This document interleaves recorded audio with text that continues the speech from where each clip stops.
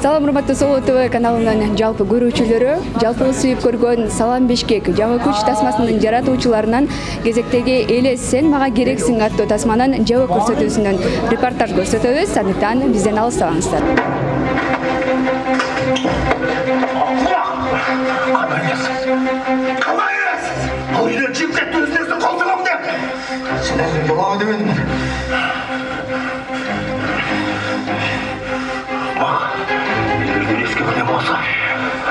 Өз қолмен аты өлтірін. Түсінің бе? Ақылы вертолет кеткесін, аты үшіне жоп бір қойды. Мен сізбенен аласа бересім жоқ. Мен саға бересім бар. Бересім өткенде білдірім талқылау болмын. Керегі жоқ. Мен ұрсаң бересмейінші.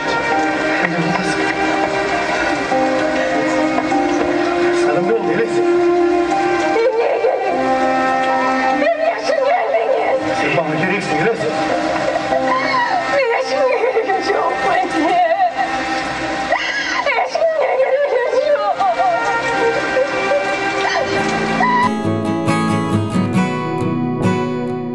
Бардыгыбызга белгилүү болгон Соолган гүлдөр Салам Бишкек жаңы күч тасмаларынын режиссеру Тынчтык Бугучуев көрөрмандарына дагы бир тасма тартуулап, тактап айтканда 11 октябрь күнү Элес тасмасынын жабы көрсөтүүсүн өткөрдү.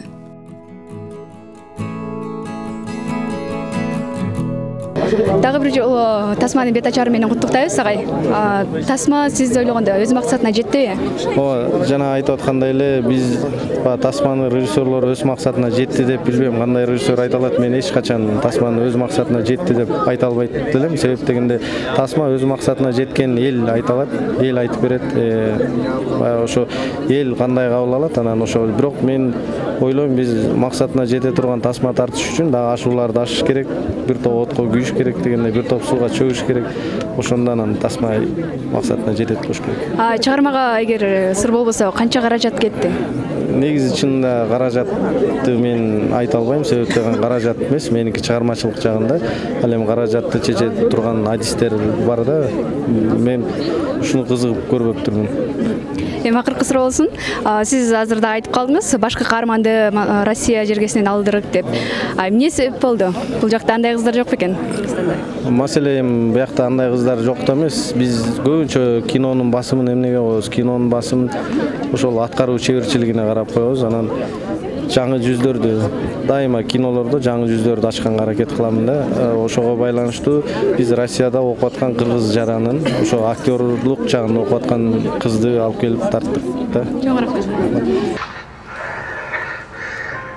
Бир аз кечип калдык. Жарым саат бир аз бе? Сулуулук эгерде кылмыш болсо, аны өмүр бою туруудан калмак. Все, ар болот да калат. Ана, айтып көрсөң. Ана, мени карайсың, мен кызмын мына. Көзүмө кара, тике кара. Эгерде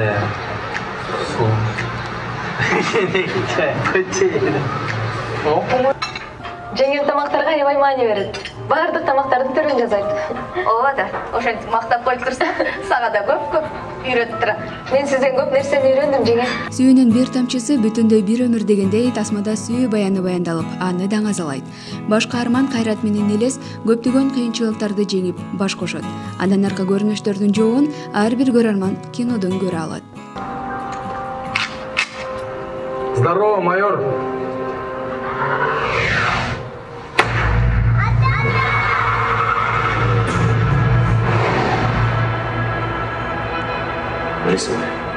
Бул тасмага мен деген Тынчтык Бугучуев байкебиз менен мен 2018-19 жылдары бир жаңы күч деген кинодо иштешкенбиз. Ошондон кийин арадан бир 4 жыл аралыгында кайра жок иштешип калдык. Мындай тааныш болчубуз. Эми тааныш болгондо таанышын тартып атат эмес. Балким туура келип калгандыр. Тасмада сизге кыйынчылыктар болдубу? Кыйынчылыктар болот. Тасмада аябай кыйынчылыктар болот. Жанагындай жан жап аткан жерде аябай суу болуп калганбыз. Ал жерден ооруганбыз, төшөккө жатып калганбыз. Негизи ал билинбей өтүп кетти го, мындай кыска болупчу. Бирок ал ошол где-то 5 саат тартылган болчу. Баарыбыз ооруп, бир сыйра айыкканбыз. Биз мелодрама тасмасын көрдүк да азыр Кыргызстанда алгачкы жолу. Анан жаңы күч тасмасын дагы көргөнбүз.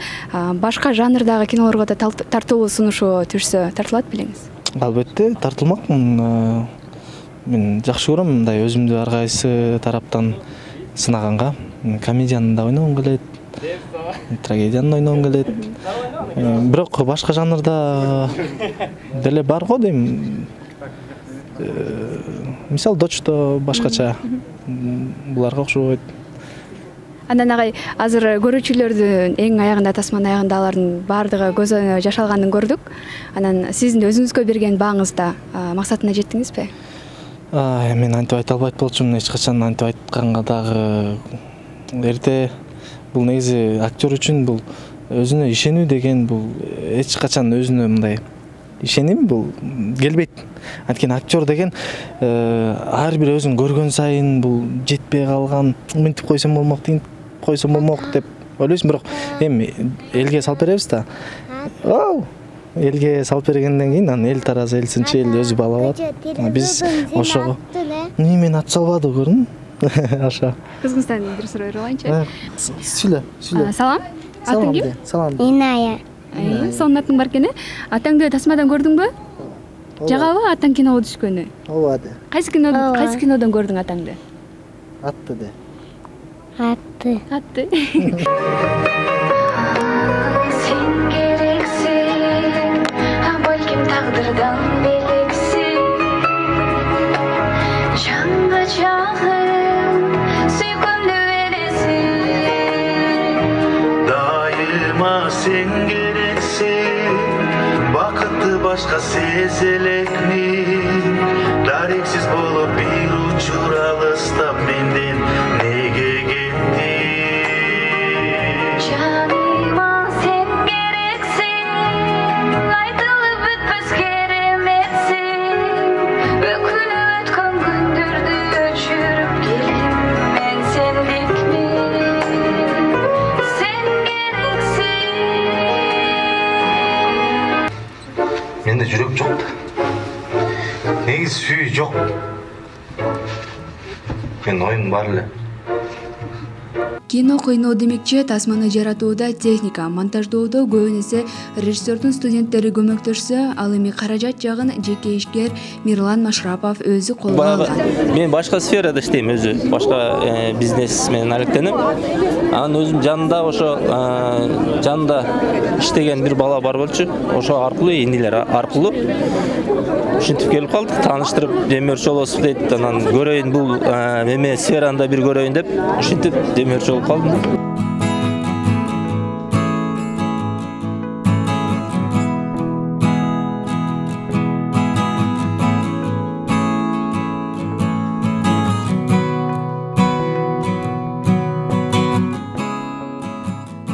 Өзүңүздөр көргөндөй, мына ушул жабык көрсөтүүдөн чыктык. Бардык көрөрмандарга жакты деген ишеничтебиз жана тасманы мыкты деңгээлде жараткандыгы үчүн бардык жаратуучуларга ыраазычылык билдиребиз. Урматтуу көрөрмандар, эгерде сиздер дагы сүйүктүүңүздөр менен кино жаатында баргыңыз келсе, дал ушул киного келиңиздер.